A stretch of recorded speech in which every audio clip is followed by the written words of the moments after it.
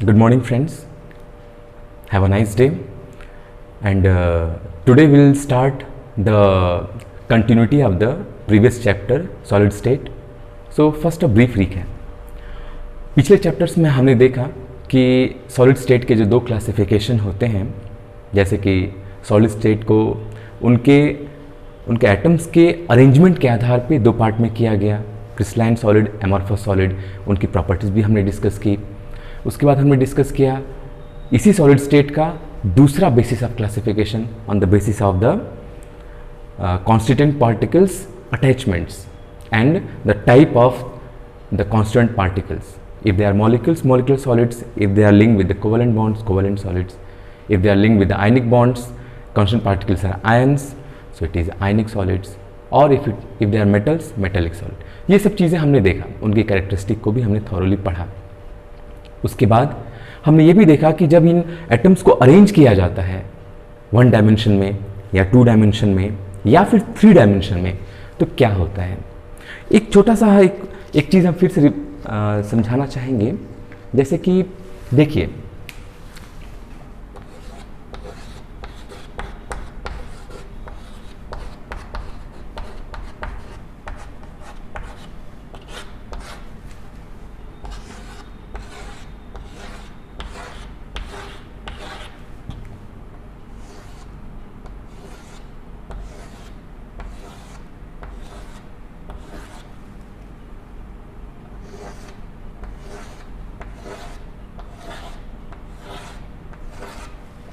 सबसे पहले हमने पहली रो को ऐसे ड्रॉ किया. हमारी जो दूसरी रो है पहली रो के ठीक नीचे है और तीसरी रो दूसरे के ठीक नीचे है. यानी जैसे आप लोग प्रेयर में सामने सामने ऐसे खड़े होते हैं, वैसे यहां पे भी है. देखिए, एक के पीछे एक, एक के पीछे एक. तो अगर आप किसी भी सेंटर पे आप चले जाएं, मान लीजिए हम इसकी बात कह रहे हैं,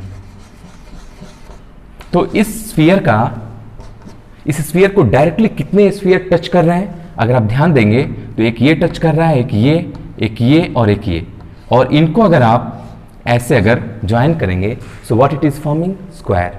इस तरह की पैकिंग कहते हैं स्क्वायर क्लोज पैकिंग.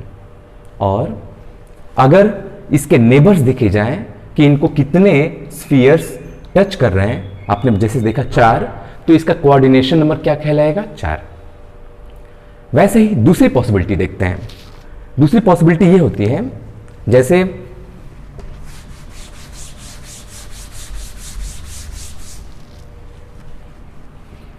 ये हमारी पहली रो रही. अब क्या हुआ कि दूसरी रो को हम इसके ठीक नीचे न रख करके हम इन दोनों के बीच का जो एरिया है वहां रखेंगे. तो ये हमारा दूसरा टाइप का अरेंजमेंट हो गया. वैसे ही यहां पे भी क्या करेंगे, हम इन दोनों के बीच का जो एरिया है वहां पे रखेंगे. अब देखिए, मेरा अगर कोऑर्डिनेशन नंबर पूछने का अगर तात्पर्य है यहां पे, if I want to know the coordination number of this shaded sphere, can you see how many spheres surrounding this shaded sphere are directly touching that.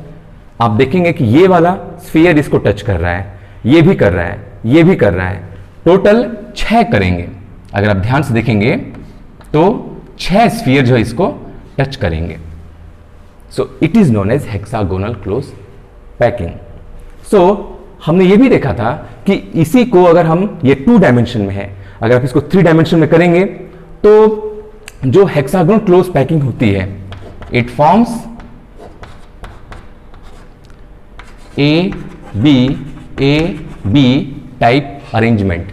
क्या मतलब हुआ, ये हेक्सागोनल क्लोज पैकिंग है एक लेयर की, इसके ऊपर आपने दूसरी लेयर लगाई, तो पहली लेयर और दूसरी लेयर में डिफरेंस आपको देखने को मिलेगा. पहली लेयर को अगर हमने ए माना तो दूसरी लेयर क्या होगी, डिफरेंट होगी, उसको बी मान लीजिए. लेकिन जब आप तीसरी लेयर रखेंगे, आप दूसरे के ऊपर भी जब तीसरी रखेंगे, that will be identical with the first layer और दिस थिंग विल कंटिन्यू. इस तरह का अरेंजमेंट को क्या कहते हैं हम, ए बी टाइप अरेंजमेंट. वैसे ही जैसे पहला वाला केस था क्यूबिक क्लोज पैकिंग वाला, तो उसका अगर 3 डायमेंशन देखेंगे, so the cubic close packing gives you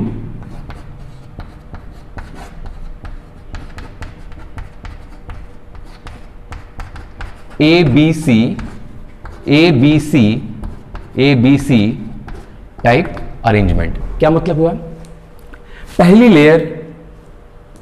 layer एक होगी, उसके ऊपर हमने दूसरी रखा, दूसरी लेयर डिफरेंट होगी, उसके ऊपर फिर हमने तीसरी रखा, तीसरी भी इन दोनों के डिफरेंट होगी, लेकिन इसके बाद जो चौथी लेयर रखेंगे so that will be the same as the first one. और इस तरह से ये चीजें क्या होंगी? कंटिन्यू होती जाएंगी। तो इस तरह की चीजें हमने देखा। आज हम कुछ और न्यूमेरिकल सॉल्व करेंगे, क्योंकि हम लास्ट लेक्चर्स में कॉन्सेप्ट के साथ साथ कुछ न्यूमेरिकल्स भी मैंने बताया था, तो उसी के आधार पे कुछ और न्यूमेरिकल्स हम लोग आज सॉल्व करेंगे। एक और चीज चूंकि आपको हम याद दिला दें, जैसे कि हम जानते हैं सिंपल क्यूबिक अरेंजमेंट में क्या होता है, there is 1 atom per unit cell, body centred में 2 एटम्स पर यूनिट सेल, और FCC में there are 4 atoms per unit cell. So on the basis of that and some previous knowledge, we'll solve some more questions. So let's proceed. Sir, questions पहले type कर देते हैं। So friends, these are NCERT question, important question, and this concept covers some previous knowledge which we have discussed. See the question: a compound forms HCP structure. What is the total number of voids in 0.5 mole of it, and how many of these are tetrahedral voids? अच्छा, एक बात बताइए, हमने आपको बताया था कि किसी भी पर्टिकुलर अरेंजमेंट में जितने एटम्स होते हैं उतना ही मेरा होता है ऑक्टाहेड्रल वॉइड और डबल होता है मेरा टेट्राहेड्रल वॉइड। ये हमने पढ़ा था। अब यहाँ पे इस क्वेश्चन में जो एक एलिमेंट है वो HCP स्ट्रक्चर शो करता है, and what is the number of atoms? 0.5 मोल, यानी 0.5 मोल एटम्स हैं इस अरेंजमेंट में। मतलब कि इतना ही कौन होगा? ऑक्टाहेड्रल वॉइड होगा, और डबल क्या होगा? टेट्राहेड्रल वॉइड होगा। तो हमें पता करना है how many of these are tetrahedral void and what is the total number of void. तो आइए देखते हैं। सो आप लिखेंगे since there are 0.5 mole of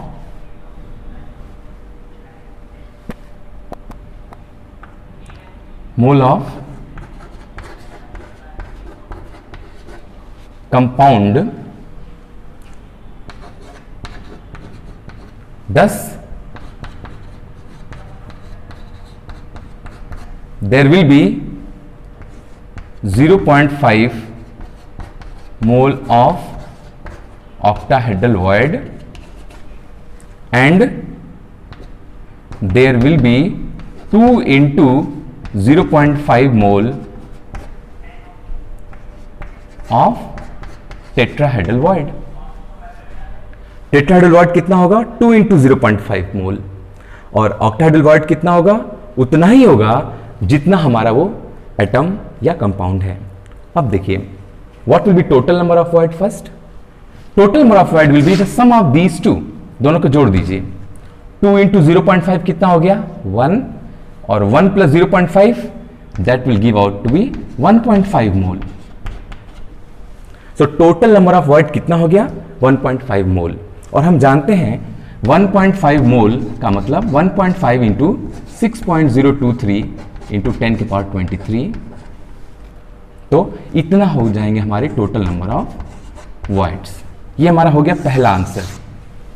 दूसरा था कि how many of them are tetrahedral void. Tetrahedral void तो सामने ही है हमारे, 2 इंटू 0.5 मोल, मतलब 1 mole of tetrahedral void and 1.5 mole of total voids are present in the question.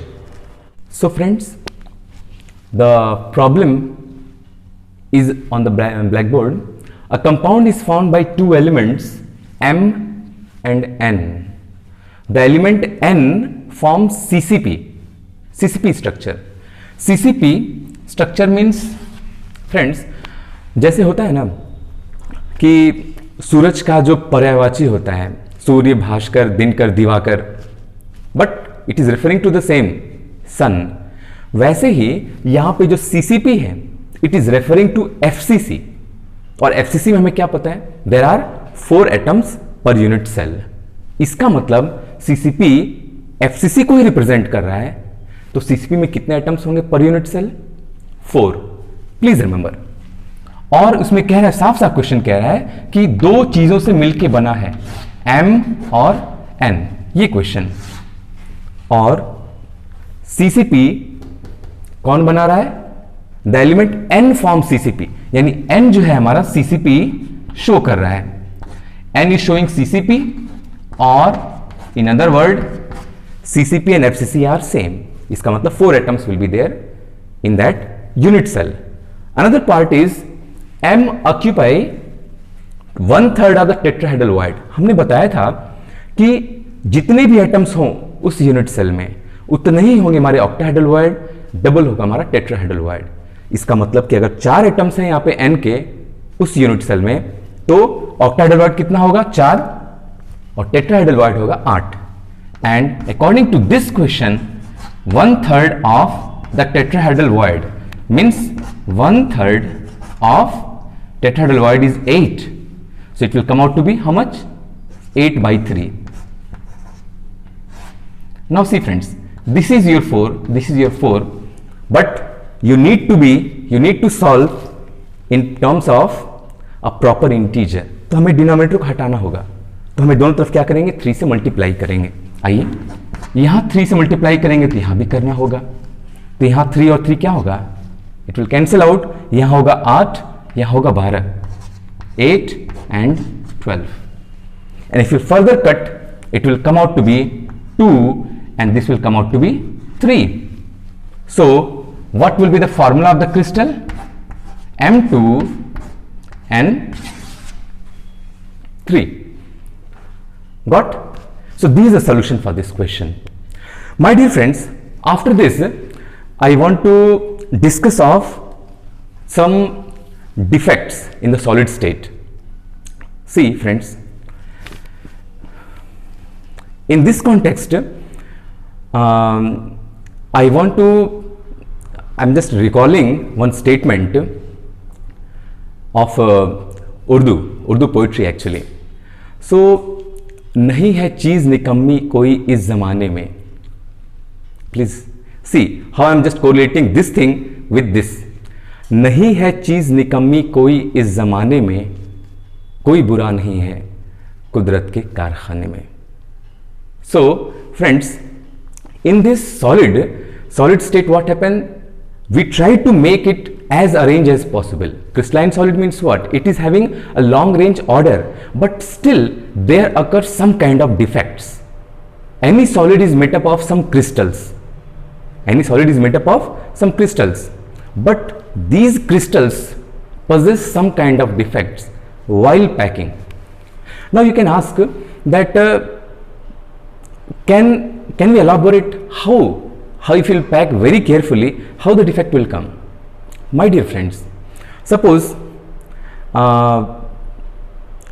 while the packing is being done fast rate or a bit moderate rate also, some defect occurs. It is just like जैसे आपको कुछ लिखने के लिए दिया जाए, जो कुछ भी लिखने के लिए दिया जाए और आपको कहा जाए कि बिल्कुल फास्ट लिखिए। अगर आप किसी चीज को बहुत फास्ट लिखते हैं या इवन मॉडरेट स्पीड में भी लिखते हैं तो आपके हैंडराइटिंग में थोड़ा बहुत डिफेक्ट तो आ ही जाता है, राइट? यहां तक कि अगर आप स्लो भी लिखते हैं तो भी आपकी हैंडराइटिंग बिल्कुल 100% एक्यूरेट या परफेक्ट तो नहीं होती, थोड़ा बहुत डिफेक्ट होता है। ऐसा ही होता है हमारे पैकिंग में भी। जब सॉलिड को जब पैक किया जाता है तो जो क्रिस्टल्स बनते हैं, अगर आपका फास्ट अगर क्रिस्टलाइजेशन हो रहा है तो हमारा उसमें इम्परफेक्शन का चांसेस ज़्यादा होते हैं। अगर मॉडरेट होता है तो भी कुछ इम्परफेक्शन पाया जाता है, यहां तक कि अगर स्लो पैकिंग भी हो रहा है तो भी वहां पे इम्परफेक्शन देखने को मिलता है। एक्चुअली ये जो इम्परफेक्शन होता है 2 तरह का होता है। जो डिफेक्ट्स होते हैं वो क्या होते हैं? 2 तरह के होते हैं। एक होता है पॉइंट डिफेक्ट, एक होता है लाइन डिफेक्ट। ओके, सो जैसे कि डिफेक्ट का टर्म आता है, डिफेक्ट का जो कॉन्सेप्ट आता है, दिमाग में एक चीज तो बैठता होगा, कोई एक परफेक्ट फिगर, एक परफेक्ट अरेंजमेंट। एक छोटा सा एग्जाम्पल लेकर के आपको हम समझाने की कोशिश करते हैं। लेट्स सी, सर थोड़ा सा पॉज कर देते हैं। So let's consider an ideal crystal. This can be considered as an ideal crystal because if you see very carefully, there is a proper alternate arrangement of the cation and anion. See here, A plus B minus, A plus B minus, like this. The alternate arrangement is there. No one is missing from its own position.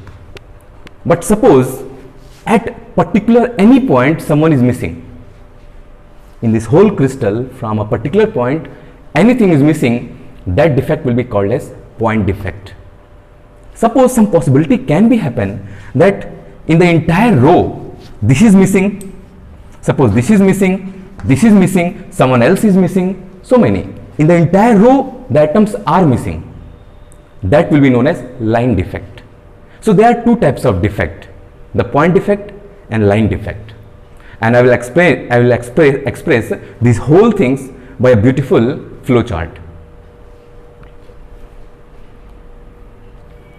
So friends, wherever there is deviation from the ideal arrangement of a crystal, there comes defect. As I told that defects are two types, the point defect and the line defect. In an ideal crystal, at any particular point, some ions are missing. तो वो हमारा हो जाएगा point defect. पूरी की पूरी रो में ढेर सारे एटम्स मिसिंग हैं, तो वो हमारा हो जाएगा लाइन डिफेक्ट। हमें पॉइंट डिफेक्ट के बारे में ज़्यादा पढ़ना है।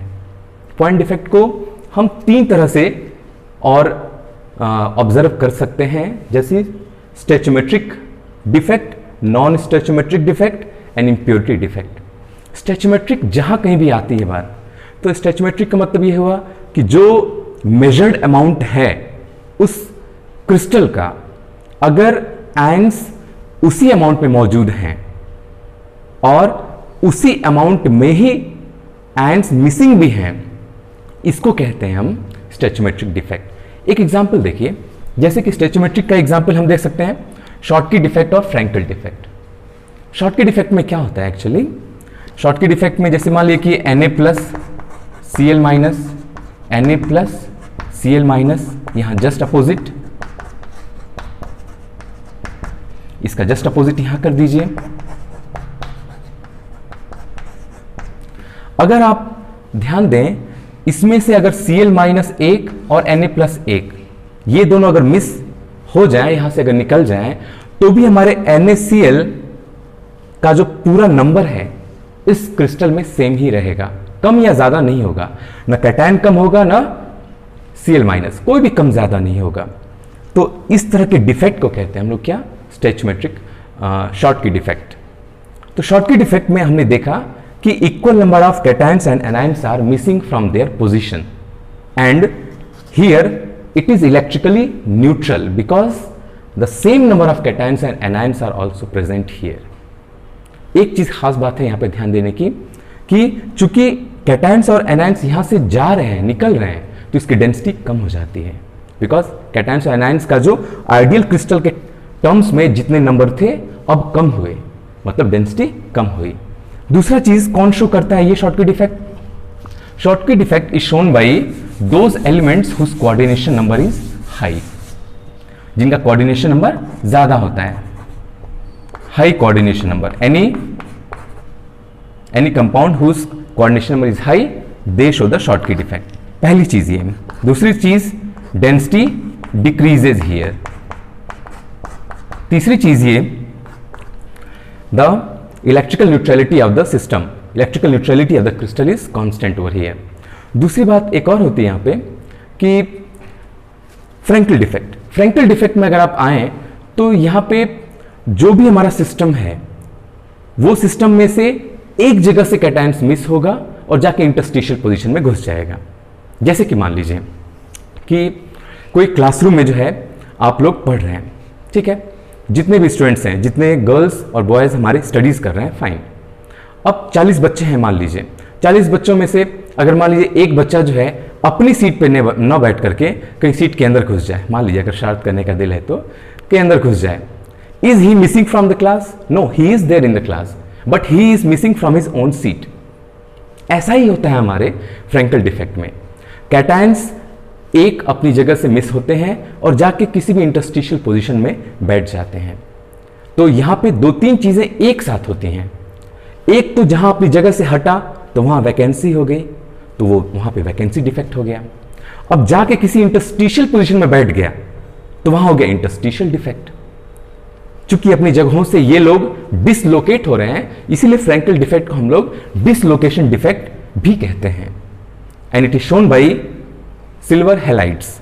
It is shown by silver halides, AgCl, AgBr, AgI, these are the best example of that। एक और चीज बता दें हम, चूंकि यहां पे कैटायंस कहीं बाहर नहीं जा रहा है, वहीं पे है, क्रिस्टल में मौजूद है, तो इसकी डेंसिटी इफेक्ट नहीं होती है।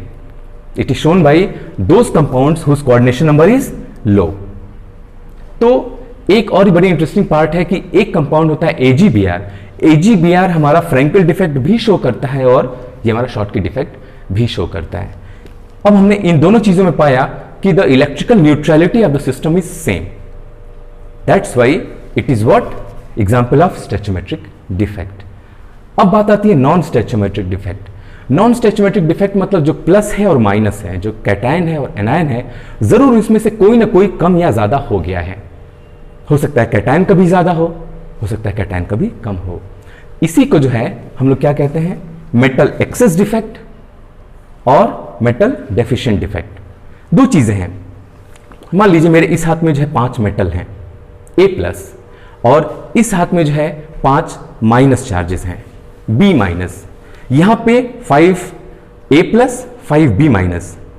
मेटल एक्सेस कब हो सकता है? दो केसेस हैं।